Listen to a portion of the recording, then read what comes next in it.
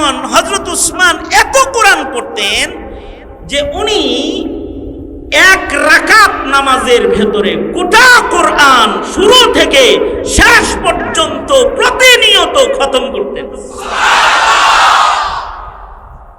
মানে শুরু থেকে শেষ পর্যন্ত খতম করতে কয় রাকাতে? এক রাকাতে, 2 রাকাত নামাজ পড়তো, কোরআন খতম শেষ। এত পড়তো। লাভ হইছে কি? মর্যাদাটা কেমন? মর্যাদা, দুনিয়ার মর্যাদার কিছু বর্ণনা শুনেন, আর ওসমানের আখিরাতের মর্যাদার 2-1টা বর্ণনা শুনেন। দুনিয়ার মর্যাদা হলো এই মুহররমুল হারামে, মুহররম মাস আজকে কয় তারিখ? 4 তারিখ না? 1 তারিখের ঘটনা, 2 তারিখের ঘটনা। হযরত ওমর শাহাদাত বরণ করলেন। এই মুহররমে হযরত উসমান খলিফা হইলেন। কারণ হযরত ওমর জিলহজের শেষ দিকে মসজিদে নামাজ পড়াইতেছেন, ফজরের নামাজ। কোরআন পড়া অবস্থায় হযরত ওমর আক্রান্ত হইলেন নামাজে দাঁড়ানো অবস্থায়। বলা হয় হযরত উসমান যেমন কোরআনের সাক্ষী পাবে, হযরত ওমরও শাহাদাতের বেলায় কোরআনের সাক্ষী পাবে। শহীদের শাহাদাতের সাক্ষী তরবারি, ঢাল, কাফন, এগুলো মাটি, এগুলো শহীদের শাহাদাতের সাক্ষী। হযরত উসমানের শাহাদাতের সাক্ষীও কোরআন, হযরত ওমরের শাহাদাতের সাক্ষীও কোরআন। কারণ হযরত ওমর নামাজে লম্বা করে তেলাওয়াত করতেছিলেন। ফজরের তেলাওয়াত ছোট হয় না, লম্বা হয়? ফজরের তিলাওয়াত লম্বা হয়। ফজরের সাথে কোরআনের আলাদা সম্পর্ক।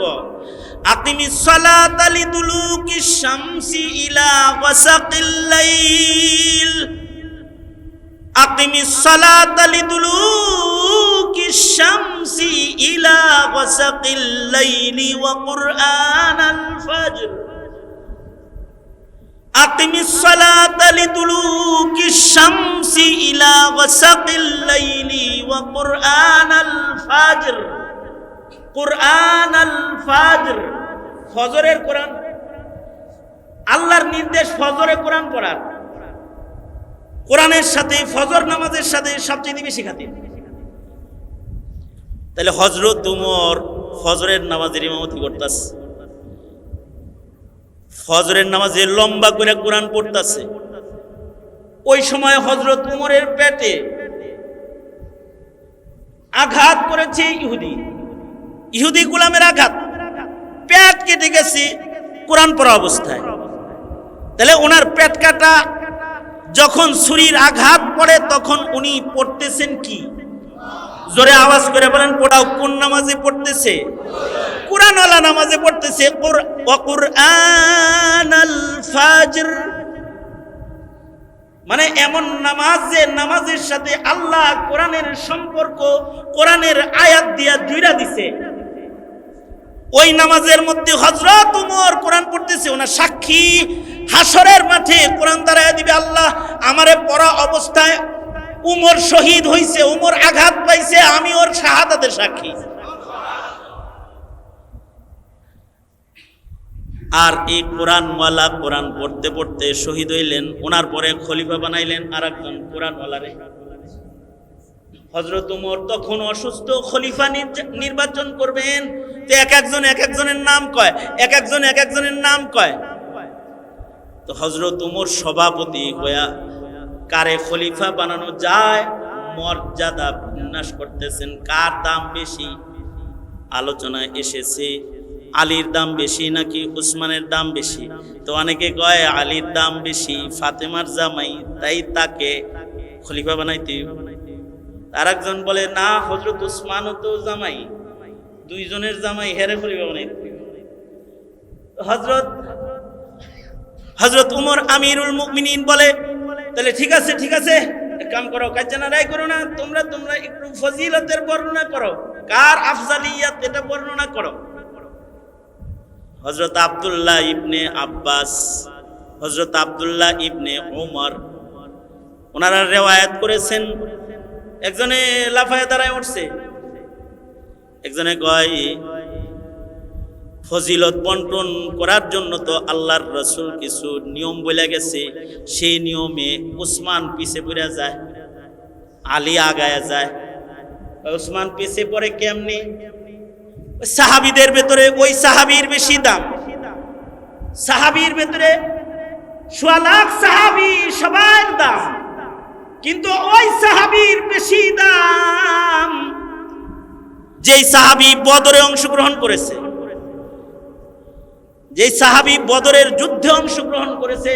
সাহাবীদের ভেতরে বদরি সাহাবীর বেশি দাম। আসহাবুল বদরিয়িন, আসমাউল বদরিয়িন এত দামি কারণ এই আসমাউল বদরিয়িনের লিস্টি করেছেন স্বয়ং মুহাম্মাদুর রাসূলুল্লাহ সাল্লাল্লাহু আলাইহি ওয়াসাল্লাম। এই কারণে প্রত্যেকটা মাদ্রাসায় বদরি কমিটি আছে, কারণ এই আসমাউল বদরিয়িনের নাম উচ্চারণ করে যদি কোনো দোয়া করা হয়, সে দোয়া মহান আল্লাহ কবুল করে লয়। এদের আলাদা একটা দাম সাহাবীদের জামাতের মধ্যে। একজন দাঁড়ায় বলে, এই যারা বদর যুদ্ধে অংশগ্রহণ করেছে তারা দামি, উসমান বদর যুদ্ধে অংশগ্রহণ করে নাই, কারণ উসমান বদরে হাজির ছিল না যুদ্ধের ভিতরে। সাহাবীর মর্যাদা বন্টন হয় উহুদ যুদ্ধ দিয়া, যার উহুদে কুরবানি যত বেশি তার মর্যাদা তত বেশি। যেমন হযরত আমির হামজা উহুদে কুরবানি দিছে, এ কারণে তিনি সাইয়্যিদুশ শুহাদা, শহীদদের সরদার। তো হযরত উসমান উহুদেও ছিল না। আর বলতেছে যে শুধু এটা না, সাহাবীদের ভিতরে তার দাম বেশি, সোয়া লাখ সাহাবীর ভিতরে তার দাম বেশি যে বাইআতে রিদওয়ানে রাসূলের হাতের উপরে হাত রেখে বায়াত গ্রহণ করেছে। উসমান বাইআতে রিদওয়ানেও ছিল না। আল্লাহর রাসূলের হাতে কত সাহাবীর হাত, উসমানের হাতই নাই। তাইলে বোঝা যায় উসমানের চাইতে দামি সাহাবী আরো আছে। কি বললাম যে হযরত উসমান বদরেও ছিল না, হযরত উসমান উহুদেও ছিলেন না, হযরত উসমান বাইআতে রিদওয়ানেও নাই। খলিফা হেরে না বানায় আর কাউরে বানাইলি হয়। সাহাবী বলে, কিরে তুই কি ব্যাখ্যা দিলি, এটা কাছে আয়। শোন, কিছু মানুষ না থেকেও থেকে যাওয়া মানুষের খাতায় তাদের নাম রয়ে যায়, কত দামি হইলে অনুপস্থিত থেকেও উপস্থিত হিসেবে গণনা হয়ে যায়। জানো উসমান বদরে যায় নাই কেন? বদরে উসমান যায় নাই তা না, বদরে উসমানও চলে গেছে। ইসলামের পয়লা যুদ্ধ, তিনি যুদ্ধে যাবে, নবীর কন্যা অসুস্থ, আল্লাহর রাসূল উসমানকে বললেন, উসমান তুমি যদি আমার মেয়ের সেবা করতে এই মুহূর্তে মরণাপন্ন অবস্থায় পাশে না থাকো, বাপ হিসেবে মেয়ের পাশে থাকা আমার দায়িত্ব হয়ে যাবে, তাহলে আমি বদরে যেতে পারবো না, সুতরাং তোমার যাওয়া লাগবে না, তোমাকে আসহাবুল বদরিয়িন হিসেবে গণনা করে নিব আমি, তুমি আমার কারণে মেয়ের কাছে থাকো, তুমি যুদ্ধে আসো। রুখসতটা দিছেন কে? কে দিছেন রুখসত? নবী কি নিজের ইচ্ছায় কিছু বলে? তার মানে এর রুখসতটা কার? জোরে আওয়াজ করে বলেন কার? এই কারণেই আল্লাহর রাসূল বদরের শরীক সাহাবী, প্রথম যুদ্ধের সাহাবীদের লিস্টি যখন রাসূল করেছেন, নিজের হাতে নবীজি উসমানের নাম আসহাবুল বদরিয়িনের ভেতরে বন্টন লিখে দিয়েছেন। শুধুই মাত্র নাম লেখেন নাই, যুদ্ধে গনিমতের মাল যোদ্ধা যারা তাদের মধ্যে বন্টন হয়। হযরত ওসমান যুদ্ধ করেন নাই, কিন্তু গনিমতের মালের ভাগ রাসূল ওনাকে দিয়েছেন। সুবহানাল্লাহ, আর আস্তে করে বলেন সুবহানাল্লাহ। তাইলে বলেন তো হযরত ওসমানের দাম কি যুদ্ধে যায়া বেশি না না যায়াও বেশি? যুদ্ধে যায়া বেশি না না যায়াও বেশি? হ্যাঁ, হযরত উসমানের দাম না যায়ও বেশি। হযরত উসমান উহুদে যান নাই, উহুদে অনেকেই যায় নাই। যারা গেছে তারাও নবীর কথা অমান্য করার কারণে খাতাআন যুদ্ধে ক্ষতি হইছে।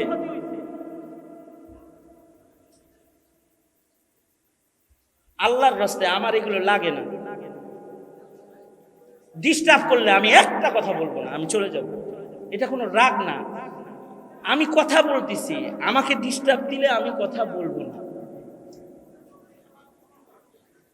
আর কেউ নড়াচড়া করলে কথা বলবো না। আমি এত কিছু লাগবো না, বাতাসও দিতে হইব না, ফ্যানও লাগাইতে হইব না। আল্লাহ আমার যতটুকু তৌফিক দেয় আমি কথা বলবো, কিন্তু আমার কথা না শুনলে আমি বলবো না।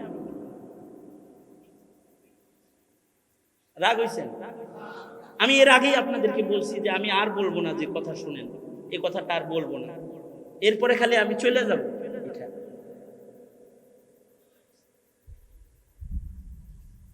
আমি এই কারণে এই গরমের মৌসুমে মসজিদ ছাড়া মাহফিল রাখি না, বাহিরের মাহফিল আমি রাখি না গরমের দিনে। কারণ গরমের দিনে মানুষের মাহফিলে বসে কথা শুনতে কষ্ট বেশি হয়, তারা ঘোরাঘুরি করে, এলোমেলো মাহফিলে বেশি হয়, আমার কথা বলতে কষ্ট হয়।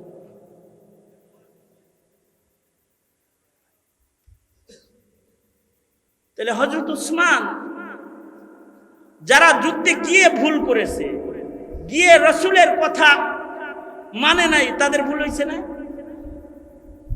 যারা গিয়ে ভুল করেছে, যারা যেতে পারে নাই, সকলকে আল্লাহ তাআলা কোরআনে কারীমের আয়াতের মাধ্যমে ক্ষমা করে দিয়েছে। সুতরাং মর্যাদা বন্টনের সময় উহুদ যুদ্ধের শিরকাত এইটাকে আলোচনায় আনারই কোনো সুযোগ নাই। 3 নাম্বার, বাইআতে রিদওয়ানেও তিনি ছিলেন না। বাইআতে রিদওয়ানটা হয়েছিলই তো উসমানের জন্য। তাহার কাম কি? আল্লাহর রাসূল উমরা করতে যাইবেন, কাফেররা বাধা দিল, নবীজিকে যেতে দিবে না। নবীজি সুলাহের জন্য কাকে পাঠাইবেন?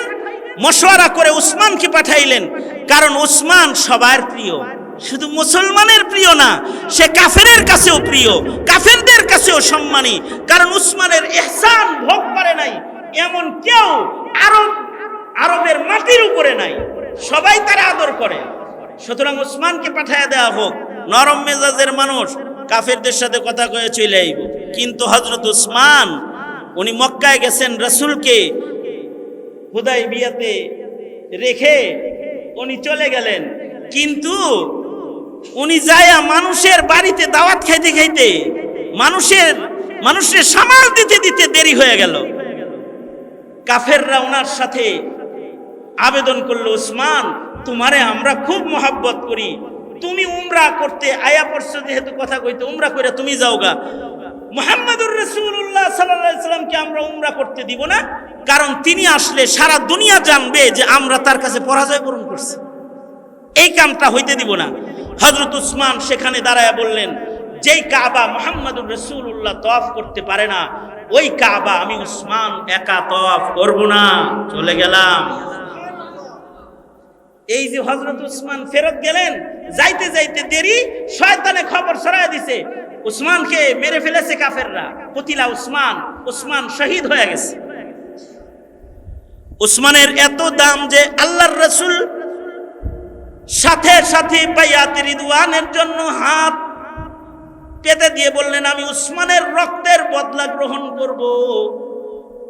কারা কারা আসো আমার সাথে যুদ্ধে যাবে, আমার হাতে হাত রাখ। আল্লাহর রাসূল বাইআতের হাত পাতলেন। সাহাবায়ে কেরাম বাইআতে রিদওয়ানে আল্লাহর রাসূলের হাতের উপরে হাত রাখলো। কিছু বলবেন? হ্যাঁ, আল্লাহর রাসূলের হাতের উপরে হাত রাখলো। একদিকে নবীজির ডান হাতের উপরে আছে সাহাবায়ে কেরামের হাত, যারা বাইআতে রিদওয়ানে আল্লাহর নবীর কাছে বায়াত হইতেছে উসমানের জন্য। উসমান কিন্তু এখানে নাই, কিন্তু আল্লাহর রাসূল বাম হাত উঁচু করে বললেন, এই যে আমার এই বাম হাতটা উসমানের হাত, এই হাতটা তোমাদের সাথে এই বাইআতে উসমানের পক্ষ থেকে আমি রাখলাম। উসমানকে আল্লাহ তাআলা এত পছন্দ করে, সাথে সাথে আল্লাহ তাআলা বললেন, রাসূল গো আপনি যেহেতু আপনার বাম হাতটা উসমান রে দিয়ে দিছেন, আমি আল্লাহ উসমানের হাতের উপরে হাত রাখে সবার সাথে শামিল হয়ে গেলাম। জিব্রাইল এসে বলে, তাকায় দেখেন রাসূল, ইয়াদুল্লাহ ফাওকা আইদিহিম, সবার হাতের উপরে আরেকটা হাতও এই বাইয়াতে আছে। ওই হাত ইয়াদুল্লাহ, ওইটা আসমানের মালিক মহান আল্লাহর হাত। উসমান বাইয়াতে নাই, কিন্তু উসমানের হাত আছে, আর উসমানের হাতের উপরে আল্লাহর হাত আছে। হযরত ওমর এগুলো শোনার পরে বলে, কোনো কথা নাই, খলিফাতুল মুসলিমিন উসমান হবে। এবং এই খেলাফত যেদিন ওনার শেষ হয়ে যাইতেছে, ওনার কোরআন প্রেমের কারণে ওনার মৃত্যুর সময় আল্লাহ কোরআনকে সাক্ষী বানায় দিলেন শাহাদাতের। দুশমনরা এসে ওনার গর্দানে ছুরি বসাইল, আর রক্তের ফুটা গড়ায়া কোরআন শরীফের পাতার উপরে পড়ল। তখনও তিনি বাতি জ্বালায়া রাতে কোরআন পড়তেছিলেন। বমাহশরগর খুদা পুরসদ, বমাহশরগর খুদা পুরসদ, বগুয়ম দর জওয়াবে উ শহীদে খঞ্জরে ইশকা, জওয়াবে উ কাফনদারাত, শহীদে খঞ্জরে ইশকা, জওয়াবে উ কাফনদারাত। হাসরের মাঠে আল্লাহর রক্তমাখা শহীদ গুলারে জিজ্ঞেস করবে, এই তোরা কারা রক্তে মাখা অবস্থায় হাসরে আমার আদালতে দাঁড়াইছস, তোরা কারা? এই প্রশ্ন যখন হবে তখন শহীদগুলা তাদের মুখে কথা বলতে হবে না, তাদের গায়ের রক্তমাখা জামা কথা বলতে থাকবে। আল্লাহ, এই লোক রক্তমাখা দাঁড়াইছে, সে শহীদ, তার হাতের খঞ্জর কথা বলতে থাকবে। আল্লাহ, এটা সুহাদাদের দলের লোক, তার তরবারি, তার ঢাল, তার তীর কথা বিদ। ইজমায়ে উম্মাহ, উম্মতের ইজমা, উলামারা বলেন উসমান যেদিন রক্তমাখা অবস্থায় আল্লাহর আদালতে দাঁড়াবে, সেদিন হযরত উসমানের পক্ষে ঢাল তরবারি না, যে কোরআনের পরে উসমানের রক্তের ফোঁটা পড়েছে, এ কোরআন নিজে আল্লাহর আদালতে দাঁড়ায় কথা বলবে আর বলবে, আল্লাহ, এ তো উসমান আমাকে সবচেয়ে বেশি তিলাওয়াতকারী, আমি কোরআন নিজে সাক্ষী দিতেছি উসমান শহীদ। কারণ ময়দানে মাহশারে কোরআন ও শাফাআতকারী হবে। তাহলে কোরআন বেশি পড়লে লাভ না লস? আপনারা, আমরা আমাদের সন্তানদেরকে আজ থেকে আগের তুলনায় কোরআন কম পড়াবো না বেশি পড়বো? বেশি পড়াবো। জোরে আওয়াজ করে বলেন। তাইলে কোরআন পড়তে হলে কোরআন পড়ার আয়োজন এইরকম ভাবে দরকার নাই। কারণ কোরআন বিশুদ্ধ পড়া, শুনলেও লাভ আছে, পড়লেও হরফে হরফে নেক, শুনলেও হরফে হরফে নেক, আর শুনলেও হিদায়াতের নূর কলবের ভেতরে ঢুকে। ওয়াইযা তুলিয়াত আলাইহিম আয়াতুহু যাদাতহুম ঈমানা, শুধু কলবে ঈমান বাড়ে কোরআন শুনলে তা না, কারোর হৃদয়ে যদি কুফর থাকে, কোরআন শুনলে তার কুফরি ঝরে ঈমান হৃদয়ে প্রবেশ করে, ঈমান হৃদয়ে প্রবেশ করে কোরআন শুনলে। এইটার উপমা হিসেবে আরেকটা উসমানের কথা শুনেন। সে উসমানের নাম হলো উসমান ইবনে মাজউন রাদিয়াল্লাহু আনহু। এই উসমানও পৃথিবীর ইতিহাসের আলোচিত উসমান। কারণ হলো এই উসমানকে দিয়া পৃথিবীর সবচেয়ে দামি গুরুস্থানটা উদ্বোধন করা হয়েছে, যে গুরুস্থানের নাম জান্নাতুল বাকি। বাকি গুরুস্থানের মাইয়িত যারা, তাদের কবরের আযাব মাফ, কারণ তারা নবীজির পাশের কবরে ঘুমায় রয়েছে। আল্লাহু আকবার কাবীরা। মদিনার মাটিতে কোনো আগুন জ্বালায় হাবিবুল্লাহকে আল্লাহ তাআলা কষ্ট দিবেন।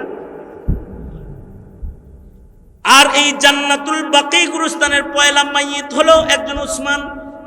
আউয়ালু মান মাতা বাদাল হিজরা, আউয়ালু মান মাতা বাদাল হিজরা ওয়া দুফিনা ফিল বাকি, আউয়ালু মান মাতা বাদাল হিজরা ওয়া দুফিনা ফিল বাকি। হিজরতের পরে সর্বপ্রথম মদিনায় যিনি ইন্তেকাল করেছে তার নাম হলো ওসমান ইবনে মাজউন। এবং এই সেই মাইয়িত যাকে দিয়ে আল্লাহর রাসূল জান্নাতুল বাকি কবরস্থান উদ্বোধন করেছে। ইনি হলো কোরআন শুনেই উপকার পায়া মুসলমান হয়ে গেছে। আল্লাহর রাসূল একদিন বসে রইছে আর উনিও নবীজির সামনে বসা আছে। এই সময় নবীজির উপরে কোরআন নাজিল হলো, নবীজির কপাল ঘেমে গেল। ওসমান ইবনে মাজউন বলে, রাসূল আপনি ঘামতেছেন কেন? কিছু নাজিল হইল নি? কয় কেবল একটা দামি আয়াত নাজিল হলো। উনি তখনও কাফের, ঈমান আনেন নাই তখনও। উনি বলতেছে, আল্লাহর নবী আমার সামনে নাজিল হইছে, আমি আগে শুনবো, আমারে শোনান কি নাজিল হইছে। আল্লাহর রাসূল তিলাওয়াত করে শোনায়া দিলেন, এই আয়াত নাজিল হইছে।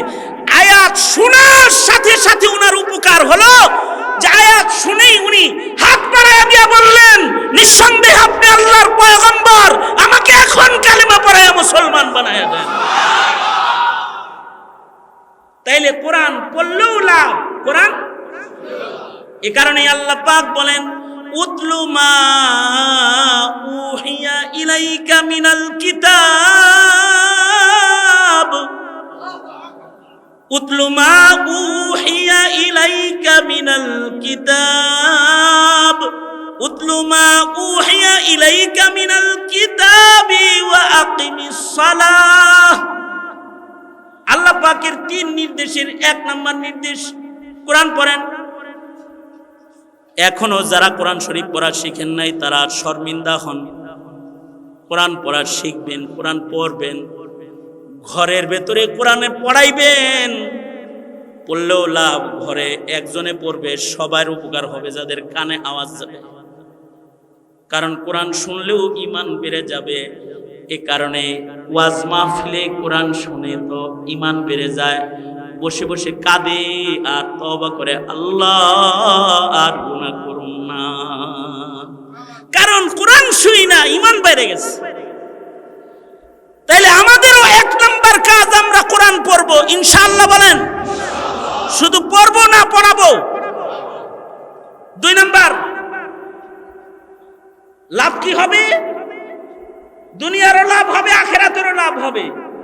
দুনিয়ার জীবনেও সম্মান পাওয়া যাবে, আখিরাতেও শাফাত পাওয়া যাবে, সম্মান পাওয়া যাবে। আর দুনিয়ার জীবনেও সম্মানী হওয়া যাবে, যেমন উসমান ইবনে আফফান সম্মানী হয়েছে। 2 নাম্বার, একই বিষয়ে বেশি কথা বলার দরকার নাই। 2 নাম্বার, আকিমিস সালাহ, আল্লাহর নির্দেশ, নামাজ কায়েম করুন। নামাজ কায়েম কাকে বলা হয়? সংক্ষেপ কথা, নামাজ কায়েম বলা হয় নামাজকে শুদ্ধ করে পড়ো। হেই মিয়া, 40 বছর ধরে নামাজ পড়েন, এখনো পর্যন্ত নামাজের মাসআলা জানেন না, শিখতে পারেন নাই। এমন এমন খেলনা নামাজ আপনাকে কে পড়তে বলেছে? এ নামাজ তো আপনার চেহারায় ছুঁড়ে মারা হবে, ফেকে মারা হবে। 2 রাকাত নামাজ শিখা তারপরে পড়েন না। ইমাম সাহেব ছুটিতে গেলে আর মসজিদে আহেন না যে ধাক্কায় যদি আবার আমার ইমামতিতে দেয়। এইরকম নামাজ না, মাসাইল সহ নামাজ। মাসাইল শিখে নামাজ পড়া মানে নামাজ কায়েম করা। ওক্ত মতো নামাজের ওক্তের নামাজ ওক্তে আদায় করা, ফরজের ওক্তে ফরজ আদায় করা, সুন্নতের ওক্তে সুন্নত আদায় করা, ওয়াজিবের ওক্তে ওয়াজিব আদায় করা। কেউ যদি ওয়াজিব এশার আজানের আগেই, আজানের পরেই যদি পড়ে আলায়, যে এশার নামাজ পড়ে নাই কিন্তু এখনো মসজিদে যে আগে আসি, বেতেরটা আগে পড়ে আলাই, ওই মিয়া বেতের রক্ত আইছে। ওয়াজিবের ওক্তে ওয়াজিব আদায় করা। কেউ যদি ইমাম সাহেব কেবল নামাজে দাঁড়াইছে, আল্লাহু আকবার, হে মসজিদে ঢুকছে, হে কয় 2 সুন্নতটা পড়েই লই, নয় 2 রাকাত জামাতে পড়মনি, জোহরের সুন্নত পড়বার লেগে হে দাঁড়াইছে। যখন ইমাম মুসল্লায় নামাজে, ফরজ নামাজে দাঁড়িয়ে যায়, সুন্নতের ওয়াক্ত তখন ক্যান্সেল হয়ে যায়। এমনকি ইমাম যখন মিম্বরে বসে যায় তখন সকল নামাজ ক্যান্সেল হয়ে যায়। বুজুর্গ খতিব সাহেব খুতবা দিতেছে আর এ মসজিদে আইয়া দুখুলুল মসজিদ করছে, দুখুলুল মসজিদ করা শুরু করছে। নামাজের মাসালা শিখে নামাজ পড়তে পারিস না? খুতবা চলে তখন তুই দুখুলুল মসজিদ পড়িস? মাসালা শিখা নামাজ পড়বি। আন্দাজে মান্দাজে নামাজ পড়লে নামাজ কায়েম করা হয় না। ফজরের নামাজ আদায় করেছে, হ্যাঁ একটা সুন্নত ইমাম দাঁড়ানো অবস্থায় আদায় করার মৌকা আছে যদি জামাত ছুটে না যাওয়ার ভয় থাকে। সেই নামাজটা হলো ফজরের নামাজ। অর্থাৎ ফজরের নামাজে যেহেতু কোরআন আল ফজর, লম্বা কোরআন পড়া হবে, কেউ পড়ে আসছে আয়া দেখে ইমাম সাহেব নামাজে দাঁড়ায় গেছে, আল্লাহু আকবার, তখন কি করবে? তখন যদি তার ইমামের খাসিলত হয় লম্বা লম্বা কেরাত পড়া, আর সে জানে যে আমি 2 রাকাত পড়াও কমাস কম দ্বিতীয় নামাজে দ্বিতীয় রাকাতের রুকু ধরতে পারবো, এরকম ইয়াকিন যদি কারোর হয় তাইলে সে সুন্নত আদায় করে দ্বিতীয় রাকাতে শামিল হবে। কারণ কি?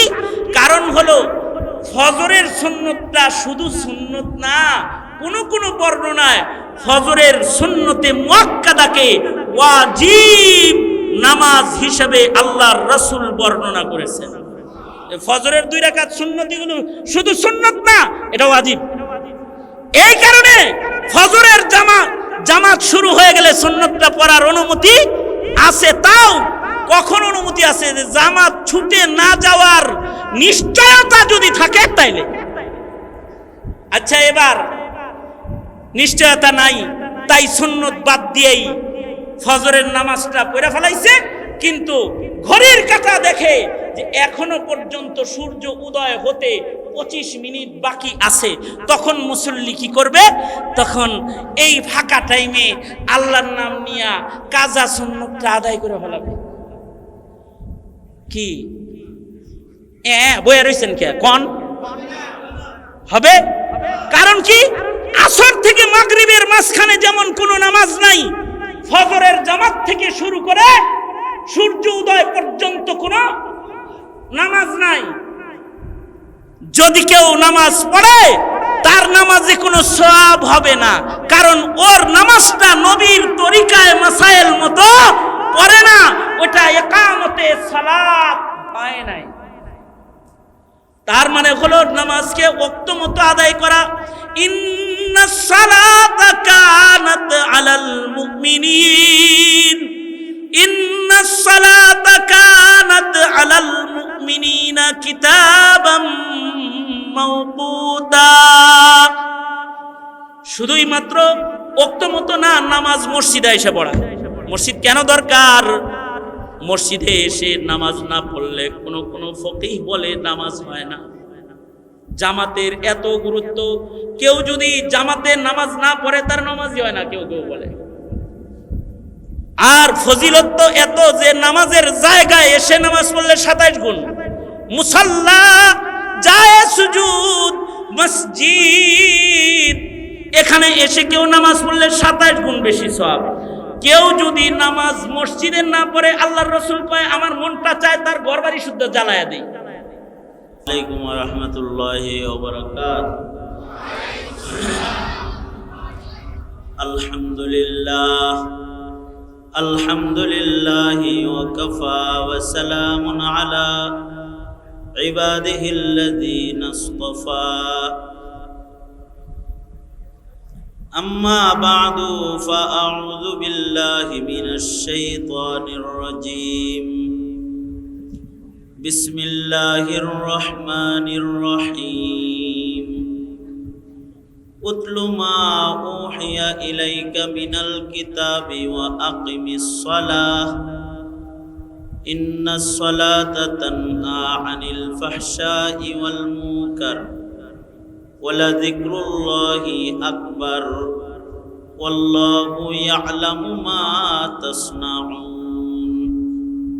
وقال النبي صلى الله عليه وسلم লিকুল্লি শাইইন সিকালাতুন ওয়া সিকালাতুল কুলুবি যিকরুল্লাহ আও কামা ক্বালা আলাইহিস সালাতু ওয়াস সালাম আল্লাহুম্মা সাল্লি আলা মুহাম্মাদিন ওয়া আলা আলি মুহাম্মাদ কামা সাল্লাইতা আলা ইব্রাহিম ওয়া আলা আলি ইব্রাহিম ইন্নাকা হামিদুম মাজিদ আল্লাহুম্মা বারিক আলা মুহাম্মাদিন ওয়া আলা আলি মুহাম্মাদ কামা বারাকতা আলা ইব্রাহিম ওয়া আলা আলি ইব্রাহিম ইন্নাকা হামিদুম মাজিদ।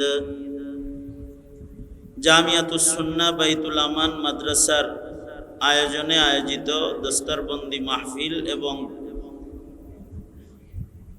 ছাত্রদের পাগড়ি প্রদানের দোয়া এবং নতুন মসজিদ যেটা 6 তলা ভবন, এই ভবনের ভেতরে আপনাদেরকে বরকতের জন্য দাওয়াত করে আনা, আপনাদের খেয়াল যেন মসজিদের দিকে পড়ে, পাশাপাশি পাশেই জায়গা, এই জায়গাটাও যেন মাদ্রাসার হয়ে যায়, এর জন্য দোয়া।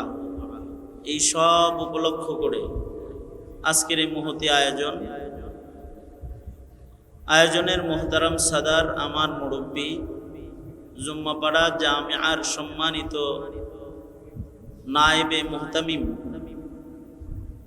হযরতুল আল্লামা ইউনুস সাহেব হুজুর দামাত বরকাতুহুম, উপস্থিত রয়েছেন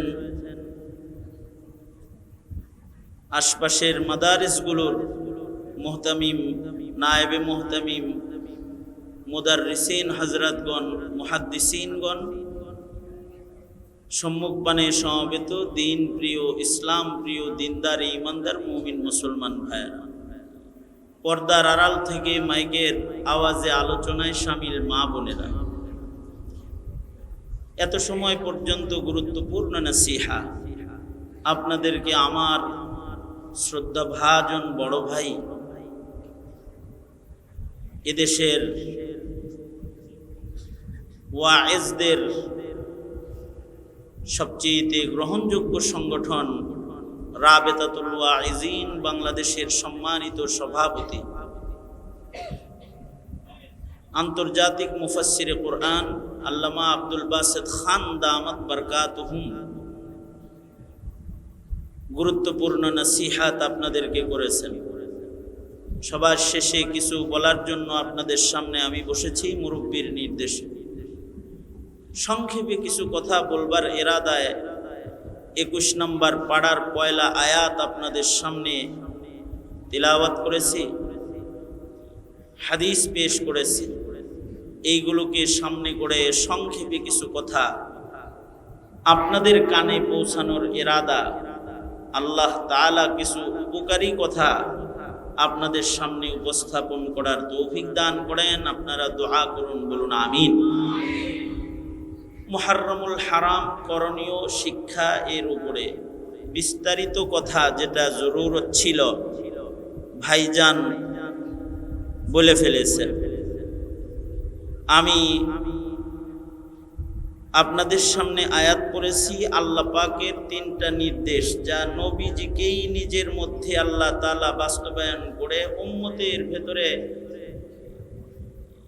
আল্লাহ তাআলার নির্দেশ বাস্তবায়ন করার নির্দেশ আল্লাহ তাআলা দান করেছেন তার হাবিবের মাধ্যমে, যার ভেতরে 3টা ইবাদতের নির্দেশ আছে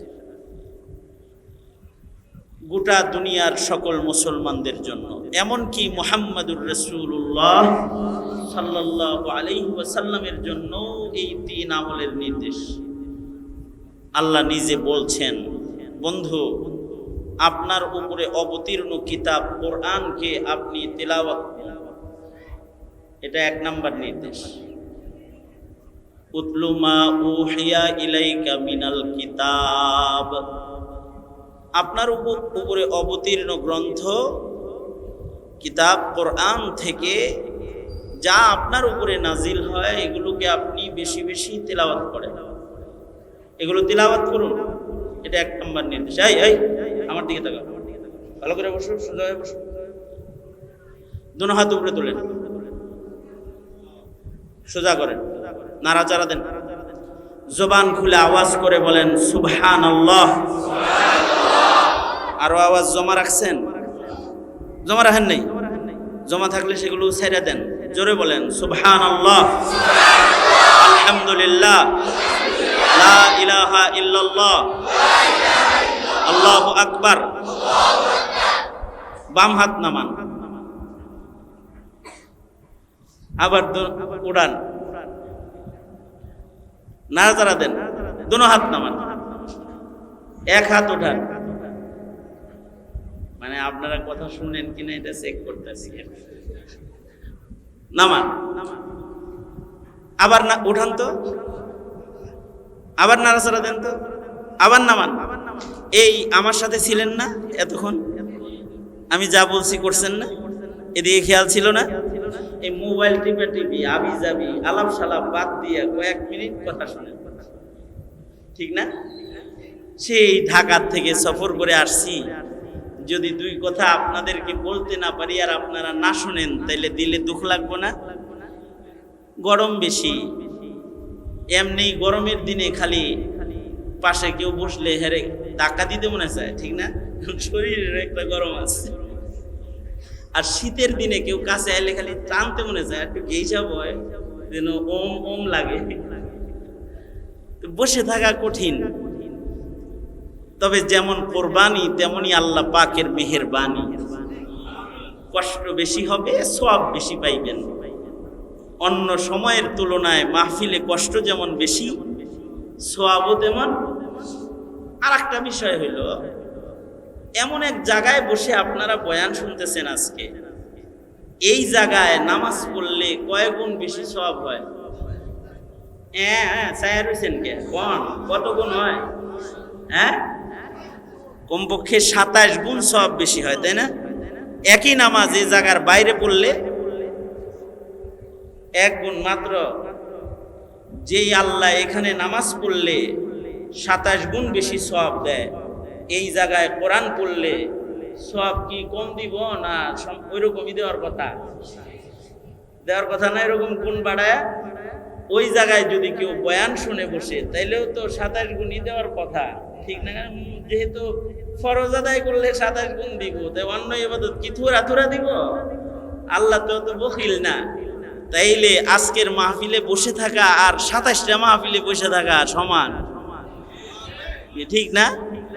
কমপক্ষে এটা। তো এই সওয়াব বেশি আজকের মাহফিলে। তো এই সওয়াব কামাই করার নিয়ত করে বসেন। নিয়াতুল মুমিন খায়রুম মিন আমালিহি, হাদিসে আছে মুসলমানের নিয়তটা তার আমলের চাইতে বেশি ভালো। কারণ নিয়ত ভালো হইলে আমল ভালো, নিয়ত খারাপ হইলে আমল খারাপ। সুতরাং নিয়ত করবেন। কি নিয়ত করবি তুই? আর একদিকে চাই রইছিস কে? মানে নিয়ত করবেন 27 মাহফিলের সওয়াব পাওয়ার, তাইলে ভালো হয়ে গেল না? আরেকটা শোনেন, মুহাররমুল হারামে কেউ যদি রোজা রাখে কমপক্ষে 30 রোজার সওয়াব হয় এক রোজায়। কারণ মুহাররমের রোজা আফজালুস সিয়াম বাদা রমাদান, রমাদানের পরে সবচেয়ে গুরুত্বপূর্ণ রোজা হইল মুহাররমের রোজা। এক রোজায় 1 বছরের গুনাহ মাফ হয়ে যায়। আচ্ছা, এক রোজার যদি এত ফজিলত হয়, তাইলে এই মাসে নামাজের ফজিলত নাই? এই মাসে জিকিরের ফজিলত নাই? এই মাসে ওয়াজের ফজিলত নাই? তাইলে মাকানও দামি, জমানাও দামি, আর লোক হিসাবে আপনারাও দামি। কারণ হাজারো মানুষ থেকে বাছাই করে আল্লাহ তাআলা আপনাদেরকে এখানে বসাইছেন। সুতরাং মজলিসটা কি অনেক গুরুত্বপূর্ণ নাকি অল্প গুরুত্বপূর্ণ? অনেক গুরুত্বপূর্ণ না? সুতরাং খেয়ালটা হইলো জরুরি। তোমরা যারা রাস্তায় ওখানে কথা বলতেছ, এই যে ডান পাশে তোমরা যারা কথা বলো, যারা ছাত্র তলবে ইলম যারা কথা বলো, তোমাদের প্রতি আমাদের নজর আছে। কথা কইও না, কথা শুনলে শোনো, না শুনলে বাদ যাও, আলাপ সোজা। কিন্তু তুমি ডিস্টার্বের কারণ হইও না, তাইলে তুমি ক্ষতিগ্রস্ত হইলা, সওয়াবও পাইলা না, নিজে ক্ষতিগ্রস্ত হইলা, তাইলে লস হয়ে গেল না। এমনি ক্ষতি হইতে হইতে আমাদের 12টা বাজছে। হাসিনা যে ক্ষতি কইরা গেছে এগুলো পুষাইতে পারতাছি না আমরা, ঠিক না? সুতরাং তুমি আর কোনো ক্ষতির কারণ হইও না। যে ক্ষতি করে তার ভবিষ্যৎ ভালো হয় না, যেমন শেখ হাসিনা, ঠিক না? যাই হোক, তো এই কথা ভূমিকা এই পর্যন্তই শেষ। এরপরে আমি আর আপনাদেরকে বলবো না যে খেয়াল করে কথা শোনেন। এরপরে যদি না শোনেন খালি বলবো আখির দাওয়ানা আলহামদুলিল্লাহি রাব্বিল আলামিন। ঠিক আছে? তাহলে আমি আলোচনা শুরু করতে পারি এখন? আপনাদের অনুমতি নিয়ে শুরু করতেছি, কিন্তু শুরু স্টার্ট। হ্যাঁ স্টার্ট। তাহলে শোনেন, কয়টা নির্দেশ আল্লাহ পাকের? কয়টা নির্দেশ জোরে বলেন? তিলাওয়াতকৃত আয়াতে রবের নির্দেশ তার বন্ধুর প্রতি কয়টা? এই নির্দেশটা কি শুধু বন্ধুর উপরেও না, বন্ধুর উম্মতের উপরেও? বন্ধুর উম্মতের উপরেও। বন্ধুর উপরেই যদি হয় তাহলে বন্ধুর উম্মতের উপরে হবে না? 1 নাম্বার নির্দেশ কি? 1 নাম্বার নির্দেশ হলো কোরআন পড়ুন। কোরআন পড়া নির্দেশ কার? আরো জোরে আওয়াজ করে বলেন, নির্দেশ কার? কোরআন পড়া নির্দেশ কার? কোরআন পড়াই কি শুধু আল্লাহর নির্দেশ না, শোনাও আল্লাহর নির্দেশ? পড়াও যেমন আল্লাহর নির্দেশ, কোরআন শোনাও আল্লাহর নির্দেশ। কোন জায়গা থেকে পড়বো? যেন থেকে সোজা লাগে হেন থেকে পড়বো। ফাকরাউ মা তায়াসসারা মিনাল কোরআন, যেখান থেকে সোজা লাগে ওখান থেকেই পড়ো। তাও পড়ো। পড়ার নির্দেশটা কার? আল্লাহ। শুধু পড়বে না, যদি কেউ পড়ে তাহলে শোনো, শোনার নির্দেশ কার? যখন কোরআন পড়া হয় ফাসতামিউ লাহ, আল্লাহ পাক বলেন তোমরা কোরআন তেলাওয়াত হইলে এটা সুন্দর করে শোনো, চুপচাপ শোনো, গুরুত্ব সহকারে শোনো। নির্দেশ কার? আল্লাহ। বুঝুক অথবা না বুঝুক, বুঝা পড়লেও সওয়াব, বুঝা শুনলেও সওয়াব, না বুঝা পড়লেও সওয়াব, না বুঝা পড়লেও সওয়াব, না বুঝা শুনলেও সওয়াব। কোরআন পড়ার শুনে বুঝার দরকার আছে নাই? কয় নাই। দরকার আছে, কিন্তু যদি না বুঝেও শুনে তাও জোরে বলেন, তাও কি সওয়াব আছে না নাই? শুধুই কি সওয়াব? শুধু সওয়াব না, কিন্তু উপকারও আছে। উপকারটা শুধুমাত্র দুনিয়ার না, জিসমানি না, রুহানি উপকারও আছে। জিসমানি উপকারও আছে, রুহানি উপকারও আছে। এমনকি কোরআন পড়লে শুধু আমাগর উপকার না, এই মাটিরও উপকার। যে মাটিতে বসে কোরআন পড়তেছি, এই মাটিরও উপকার। মাটির নিচে যারা বৈশা কবর জগতে আছে তাদেরও উপকার। কোরআন পড়লে তাদের কবরের আযাব মাফ হয়ে যায়। এমনকি কোরআন পড়লে পাখিরও উপকার, পশু পাখিরও উপকার, পাহাড় পর্বতেরও উপকার। সবার জন্য আল্লাহ তাআলা কোরআনকে রহমত বানায়া পাঠাইছে।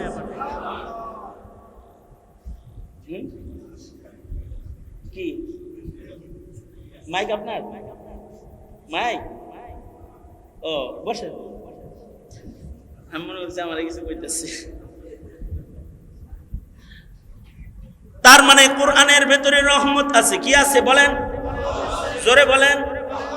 ওয়ানুনাজ্জিলু মিনাল কুরআনি মা হুয়া শিফাআ, ওয়ানুনাজ্জিলু মিনাল কুরআনি মা হুয়া শিফাআ ওয়া রাহমাতুল লিল মুমিনিন। কোরআনে কারীমের ভেতরে সব রকমের রোগের ঔষধ আছে। দেহের রোগ, রোগের রোগ, সকলের সকল রোগ, জমিনের রোগ, জমানার রোগ, জমিনের মানুষের রোগ, সমাজের রোগ, রাষ্ট্রের রোগ, যত অসুস্থতা আছে সব অসুস্থতার ঔষধ হলো কোরআন।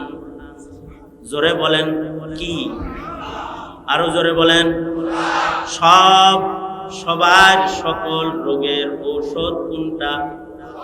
অনুনাজ্জিলু মিনাল কুরআনি মা হুয়া শিফা وننزل من القرآن ما هو شفاء ورحمة للمؤمنين। মুমিনদের জন্য এর ভেতরে আছে বিশেষ রহমত। আর কোরআন ক্ষতি করে কাফেরকে, কুফুরকে, মুমিনকে উপকার করে রহমাতুল লিল মুমিনিন। ওয়ালা ইয়াজিদু যালিমিনা ইল্লা খাসারা। তার মানে কোরআন ক্ষতি করে কাফেরের, ভীতি হলো কাফেরের, রহমত খুশখবর বরকত হলো সকল মুমিনের। কোরআন যত বেশি তিলাওয়াত হবে তত বেশি রহমত হবে। বুঝা পড়লেও রহমত হবে, না বুঝা পড়লেও রহমত হবে। কোরআন শুনলেও রহমত হয়, পড়লেও রহমত হয়। যারা কোরআন পড়ে তারা দামি হয়, যারা কোরআন শুনে তারাও দামি হয়। এর ভেতরে আল্লাহ তাআলা রহমত দিয়া মালামাল করে রেখেছেন। নবীজির উপরে কোরআন নাজিল, তাই নবীর দাম বেশি। সাহাবীদের ভেতরে যারা কোরআনের সাথে সম্পর্ক বেশি রেখেছে, কুদরতি ভাবে আল্লাহ তাআলা তাদের সম্মান বাড়ায়া দিচ্ছে। কোরআন বেশি পড়েছে এমন একটা কোরআন বেশি পড়নেওয়ালার মর্যাদা ও কোরআনের এজাজ শুনেন। আর কোরআন শুনেছে তারও লাভ হয়েছে, তারও একটা বর্ণনা শুনেন। ইসলামের ইতিহাসে দুইজন সাহাবী একই নামের, নাম হলো উসমান। একজন সাহাবীর নাম উসমান ইবনে আফফান, আর একজন সাহাবীর নাম উসমান ইবনে মাজউন। দুইজন সাহাবী, একজনের সাথে কোরআন তেলাওয়াতের সম্পর্ক, আর একজন আলোচিত কোরআন শোনার কারণে আলোচিত, একজন পড়ার কারণে বেশি আলোচিত। উসমান ইবনে আফফান এত কোরআন পড়তেন, নবীর সাহাবী, মুসলিম জাহানের তৃতীয় খলিফা হযরত উসমান এত কোরআন পড়তেন। কত পড়তেন এর পরিমাপটা শোনার জন্য একটি কথাই যথেষ্ট। কথাটা বইলা ফেলি আর আপনারা সুবহানাল্লাহ বলার লাগে রেডিওয়ে বয়ে পড়েন। কথাটা শোনার সাথে সাথে ওনার কোরআনের তিলাওয়াতের অবস্থাটা শুধু শুনে তাআজ্জুব প্রকাশ করেন। আল্লাহর রাসূলের কাছে এক সাহাবী এসে বলে, ওগো আল্লাহর নবী, আমি ঘরে নামাজ পড়ার অনুমতি চাই, কারণ আমার বাড়ি এমন জায়গায় যেখানে বৃষ্টি হলে রাস্তার ভিতরে পানি জমে যায়, আমি পানি ভাঙ্গা আসতে পারি না, আমি বাড়িতে নামাজ পড়ার ইজাজত চাই, আমি বৃদ্ধ মাযুর। আল্লাহর রাসূল বললেন, ঠিক আছে যাও, আমি আসব। উপস্থিত নবী ঘরে পড়ার ইজাজত মাযুর লোকটাকেও দিতেছে না। নবীজি নিজে তার বাড়িতে গেলেন, সাহাবায়ে কেরামদেরকে নিয়ে যায় বসে আরামে নবীজি তার সাথে কথা বলতেছেন, সময় কাটাইতেছেন। এদিক দিয়ে নামাজের ওয়াক্ত হয়ে গেল।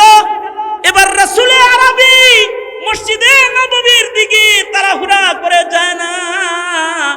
আল্লাহর রাসূল সাথের সাহাবীকে বললেন, সাহাবী এখানে আজান দাও। সাহাবী আজান দিয়ে দিল।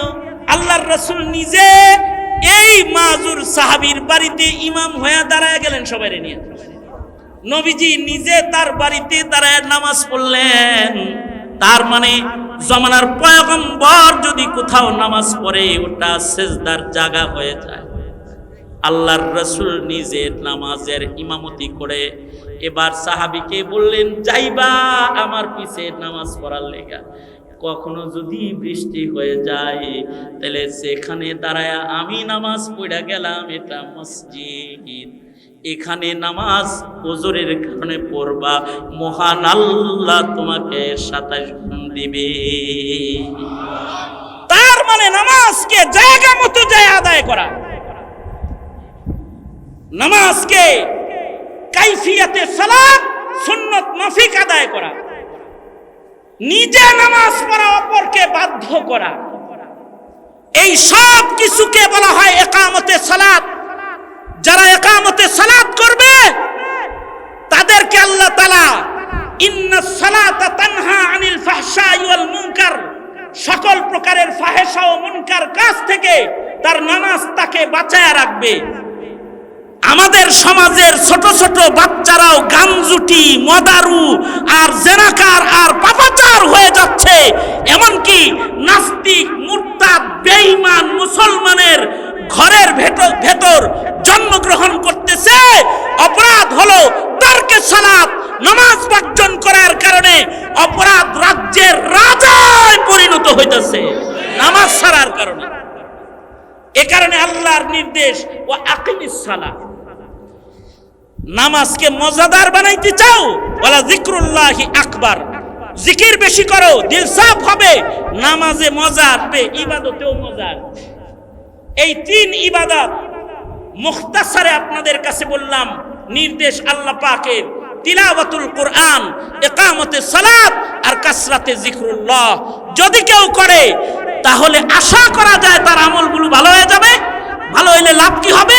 আল্লাহু ইয়ালামু মা তাসনাউন, কারণ গুনাহ করলেও আল্লাহ জানে, ধরে ফেলাবে। আর ইবাদত করলে মহান আল্লাহ জান্নাতের পুরস্কার রেখেছে, জান্নাত পাওয়া যাবে।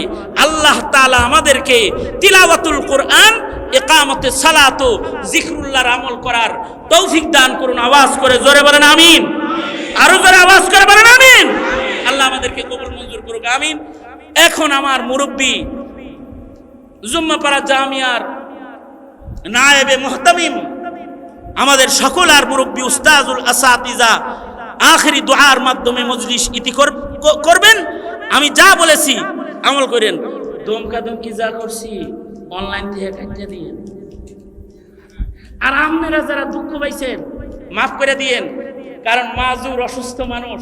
আর যদি কখনো দেখা না হয় তাহলে আজকের মুলাকাতই শেষ মুলাকাত হয়ে যাবে। আর যদি বেঁচে থাকি তো হায়াত বাকি, মুলাকাত বাকি, মুলাকাত বাকি, নসিহত বাকি। ওয়া আখিরু দাওয়ানা আলহামদুলিল্লাহি রাব্বিল আলামিন। আলহামদুলিল্লাহি রাব্বিল আলামিন, ওয়াসসালাতু ওয়াসসালামু আলা সাইয়্যিদিল মুরসালিন মুহাম্মাদি ওয়া আলা আলিহি ওয়া আসহাবিহি আজমাইন। রব্বুল আলামিন মজমাকে কবুল করেন, এই মসজিদকে কবুল করেন। ইয়া আল্লাহ, সাইফুল ভাই আমার পিতা, রব্বুল আলামিন তার মাদ্রাসাটাকে আপনি পরিপূর্ণ মাদ্রাসা হিসেবে কবুল করে নেন। আল্লাহ, সফরের হালতে দোয়া কবুল, আপনার বন্ধু বলেছে আল্লাহ এই জায়গাটা আপনি মাদ্রাসারে দিয়ে দেন।